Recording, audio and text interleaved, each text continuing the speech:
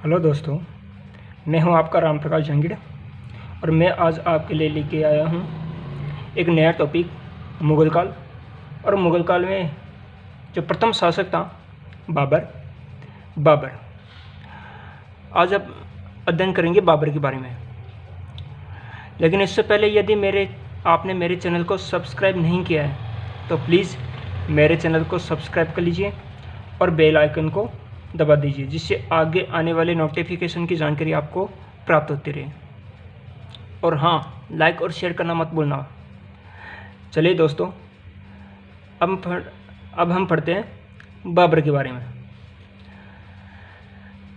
देखो दोस्तों, बाबर जो कि भारत में मुग़ल वंश का संस्थापक था, प्रवर्तक था, मुग़ल वंश की स्थापना करने वाला था, जिसका शासनकाल था 1526 से लेकर के 1530 तक। बाबर जिसका वास्तविक नाम था जहीरुद्दीन मोहम्मद बाबर। वास्तविक नाम क्या था? जहीरुद्दीन मोहम्मद बाबर। और बाबर एक अरबी भाषा का शब्द है जिसका अर्थ होता है बाग। जिसका अर्थ क्या होता है? बाग। देखिए दोस्तों, जो बाबर का जन्म है, बाबर का जन्म हुआ था 14 फरवरी 1483 ईस्वी को मध्य एशिया के फरगना में, जो अफ़गानिस्तान है, अफ़गानिस्तान के पास है, अफ़गानिस्तान में है फरगना, वहाँ पर इनका जन्म हुआ था। इनके पिता का नाम था उमर शेख मिर्ज़ा और माता का नाम था तुगलक निगार खानम। क्या नाम था? कुतलुग निगार खानम। बाबर जो कि उमर शेख मिर्ज़ा की तरफ से वो 5वीं पीढ़ी का वंशज था। क्या 5वां वंशज था? तैमूर, जिसने 1398 ईस्वी के अंदर, कब? 1398 ईस्वी में इसने भारत पर आक्रमण किया था। और मातृपक्ष की ओर से, यानी कि कुतलुग निगार खानम की ओर से, जो चंगेज़ खा था, उसका 14वां वंशज या 14वीं पीढ़ी से। चलिए दोस्तों, इसके बाद देखते हैं, जो बाबर है वो चगताई तुर्क था। कुल मिला करके वो चगताई जाति का था। 8 जून 1494 ईस्वी को इनके पिता उमर शेख मिर्ज़ा की मृत्यु होने के बाद में जो बाबर है वो फरगना का शासक बना। जब फरगना का शासक बना तो उसके सामने सबसे बड़ी समस्या थी, जो उनका पैतृक राज्य था समरकंद, उसे प्राप्त करना। और जो समरकंद है वो उसके अपने चाचा अहमद मिर्ज़ा के अधीन था। इसीलिए बाबर ने 1496 ईस्वी और 1501 ईस्वी में अपने चाचा अहमद मिर्ज़ा के ऊपर आक्रमण करके समरकंद के ऊपर अधिकार कर लिया। यह बाबर का प्रथम आक्रमण था या प्रथम युद्ध था अपने चाचा मिर्ज़ा के विरुद्ध, अहमद मिर्ज़ा के विरुद्ध। 1504 ईस्वी में बाबर ने काबुल पर अधिकार कर लिया। और 1507 ईस्वी में उसने जो मिर्ज़ा के स्थान पर, जो इनकी पैतृक उपाधि थी मिर्ज़ा के स्थान पर इसने उपाधि धारण की बादशाह की। 1507 में इसने कंधार और हेरात इनको जीतकर, वहाँ की एक जाति थी उज़्बेक, उन उज़्बेकों से बाबर ने तुगलुकमा युद्ध प्रणाली सीखी। तुगलुकमा युद्ध प्रणाली क्या होती है? जैसे ये सेना, ये शत्रु सेना और इधर बाबर या कोई सी भी सेना, इनके कुछ सैनिक पीछे से जाकर के उनके ऊपर आक्रमण करना, और इधर के कुछ सैनिक पीछे से जाकर के उनके ऊपर आक्रमण करना या दाएं बाएं से आक्रमण करना, वो कहलाती है तुलुगमा युद्ध प्रणाली, क्योंकि इनका ध्यान रहेगा सामने की ओर। समझ गए? तो ये कहलाती है तुलुगमा युद्ध प्रणाली, तुलुगमा युद्ध प्रणाली। तो ये ध्यान रखना कि भाई तुलुगमा युद्ध प्रणाली है वो बाबर ने किन से सीखी थी? उज़्बेकों से। चलिए दोस्तों, बाबर का जो भारत के ऊपर आक्रमण करने का कारण था वो क्या कारण था? समझ गए? तो इसका जो मेन कारण था वो था भारत उसमें सोने की चिड़िया कहलाता था, और भारत से अपार जो धन संपदा थी उसे लूट कर ले जाना था। इसके अलावा जो बाबर है वो तैमूर वंशज का था, और तैमूर वंशज का होने के कारण पंजाब के ऊपर वह अपना पैतृक अधिकार समझता था बाबर, इसलिए उसने भारत के ऊपर आक्रमण किया। उसने 1519 में बाजौर दुर्ग, जो कि वर्तमान में पाकिस्तान में स्थित है, और इसी के पास में है झेलम नदी के किनारे पर बेहरा दुर्ग, इनके ऊपर आक्रमण किया। और इस आक्रमण में बाबर ने बाजौर दुर्ग और बेहरा दुर्ग इनके ऊपर अधिकार कर लिया, विजय प्राप्त कर ली। सर्वप्रथम बाबर ने तोपखाने का प्रयोग इसी बेहरा के युद्ध में किया था। समझ गए? चलिए, 1520-21 में बाबर ने सियालकोट, जो कि पाकिस्तान में स्थित है, और सैदपुर इनके ऊपर अधिकार कर लिया, दोनों के ऊपर अधिकार कर लिया। 1524 में पंजाब के सूबेदार था दौलत खां लोधी, उसने अपने पुत्र दिलावर खां को बाबर की सहायता के लिए भेजा, और 1524 में बाबर ने लाहौर और दीपालपुर पर आक्रमण किया और इनके ऊपर अधिकार कर लिया। समझ गए? उसके बाद में जो सबसे जो मुख्य युद्ध है बाबर का वो था पानीपत का युद्ध। कौन सा युद्ध? पानीपत का युद्ध। पानीपत का युद्ध यह लड़ा गया 21 अप्रैल 1526 ईस्वी को, जो कि मुगल शासक बाबर और दिल्ली के लोधी वंश के अंतिम शासक इब्राहिम लोधी के बीच।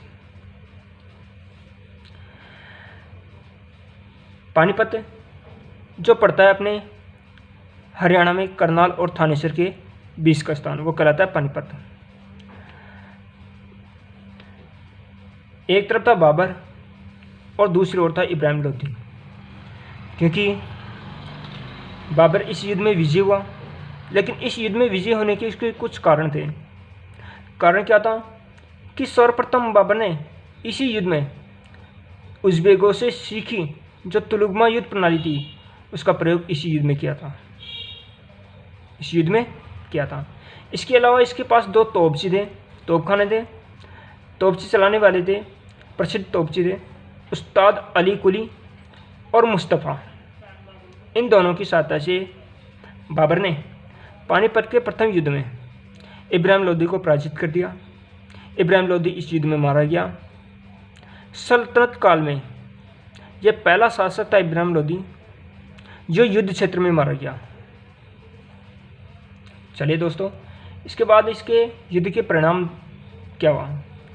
इस युद्ध में बाबर विजयी हुआ। इसके बाद में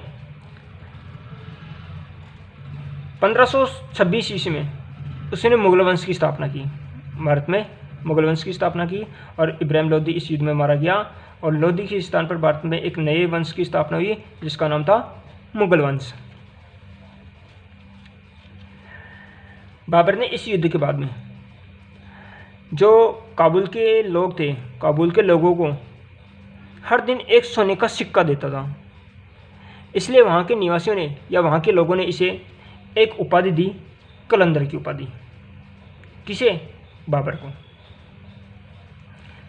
इसके बाद में भारत में उसके सामने सबसे बड़ी समस्या थी मेवाड़ के महाराणा सांगा की, क्योंकि मेवाड़ के महाराणा सांगा उस समय तत्कालीन भारत में बाबर को चुनौती देने वाले में सबसे मुख्य था। सबसे बड़ी समस्या थी बाबर, सबसे बड़ी समस्या थी राणा सांगा की। चलिए, और इसीलिए जब बाबर के सैनिक पानीपत के युद्ध से आगरा जा रहे थे तो बीच में पड़ता है खानवा। खानवा में राणा सांगा ने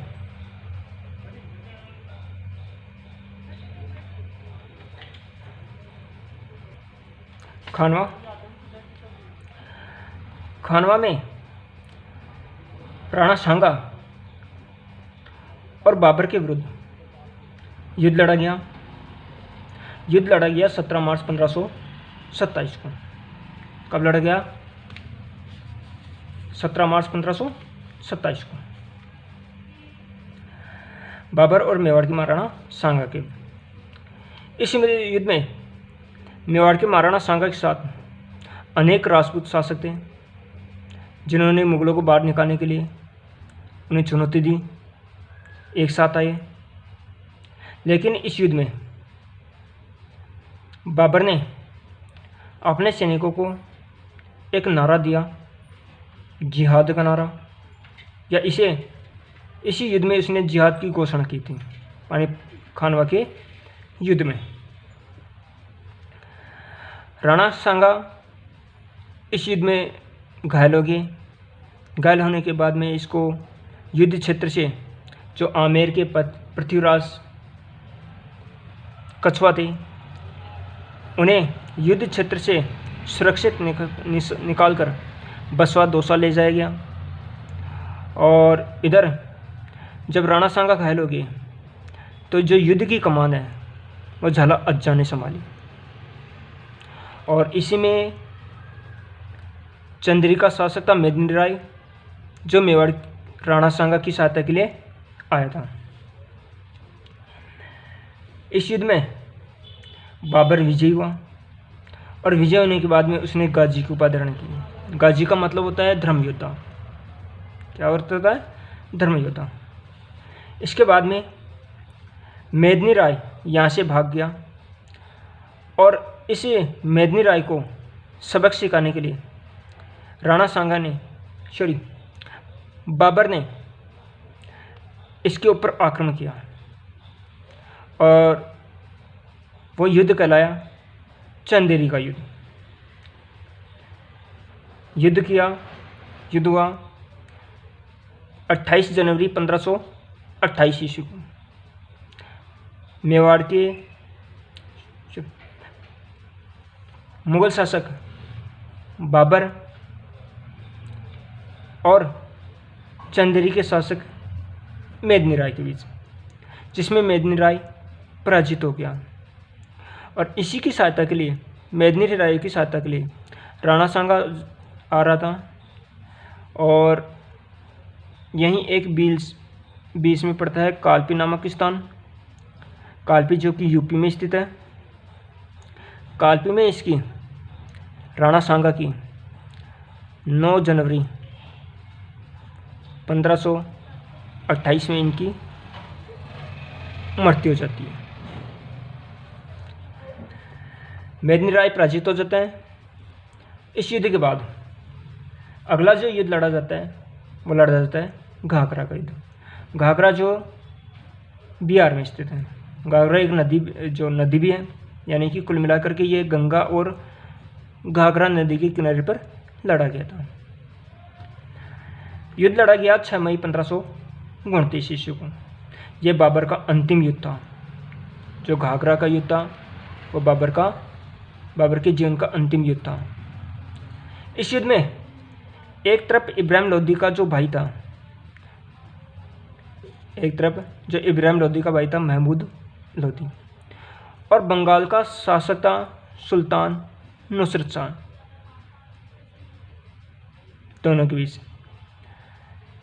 दोनों की संयुक्त सेना को बाबर ने पराजित कर दिया। और इस युद्ध में बाबर विजयी हुआ। मध्यकालीन इतिहास का यह घाघरा का युद्ध प्रथम युद्ध था जो जल और थल दोनों स्थानों पर लड़ा गया। 26 दिसंबर 1530 ईस्वी को बाबर की लाहौर में मृत्यु हो जाती है और इन्हें सबसे पहले जो आगरा में आरामशाह बाग है, आराम बाग या आरामशाह बाग, वहाँ पर इनको दफना गया। लेकिन इनकी इच्छा थी, इसलिए इनकी इच्छा के अनुसार इनके पुत्र हुमायूं ने इन्हें 9 साल बाद में काबुल में ले जाकर के इनको दफनाया गया। कहाँ ले जाकर के? काबुल में। चलिए दोस्तों, इसके बाद में देखते हैं,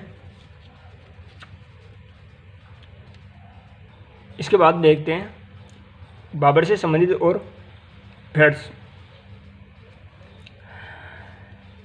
बाबर की जो उपाधियाँ हैं वो थी कलंदर, जो कि काबुल के लोगों के द्वारा दी गई थी पानीपत के युद्ध के बाद, और उससे पूर्व थी इनकी पातशाह की, जो 1507 में इन्होंने धारण की थी।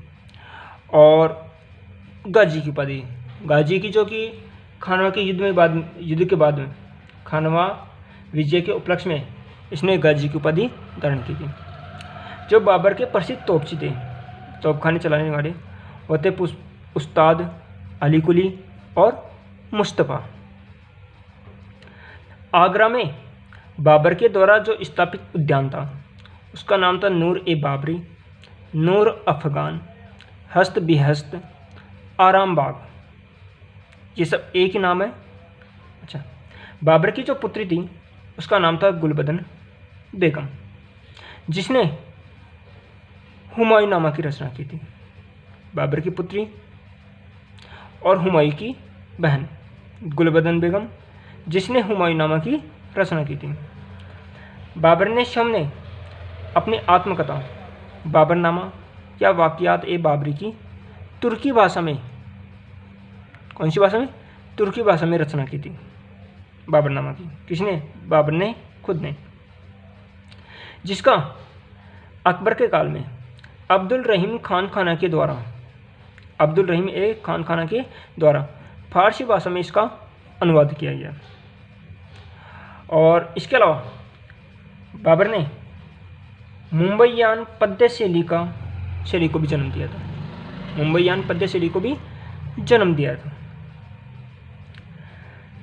बाबरनामा में क्या है कि उसमें जो बाबर ने बाबरनामा में बताया कि जो विजयनगर साम्राज्य था उसका राजा था कृष्णदेव राय।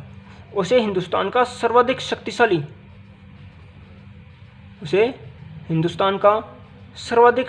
राजा कहा है। किसने? बाबर ने हिंदुस्तान का सबसे शक्तिशाली राजा कहा था विजयनगर साम्राज्य के कृष्णदेव राय को। इसके अलावा इसने हिंदुस्तान के 3 अभिशाप माने थे, गर्मी, लू और लू। 3 अभिशाप माने थे। राजपूत युद्धों को टूर्नामेंट समझते हैं। जो राजपूत है वो युद्ध को क्या समझते हैं? टूर्नामेंट, एक खेल समझते हैं, जिसमें वे मरना तो जानते हैं लेकिन लड़ना नहीं जानते। ये किसने कहा? बाबर ने। किसमें कहा? अपनी आत्मकथा बाबरनामा में। पानीपत के निकट काबुली बाग में एक काबुली मस्जिद का निर्माण करवाया 1529 में बाबर ने। और बाबर ने रोहेलखंड में एक संभल की जामी मस्जिद का निर्माण करवाया। रोहेलखंड में संभल की जामी मस्जिद का निर्माण करवाया। इसके अलावा आगरा में जो लोधी किला है उसके अंदर एक मस्जिद का निर्माण करवाया। बाबर की मृत्यु के बाद हुमायूं भारत का शासक बना, यानी कि बाबर की मृत्यु 1530 ईस्वी में। तो ये था दोस्तों बाबर, और फिर मिलेंगे अगले टॉपिक के साथ। धन्यवाद।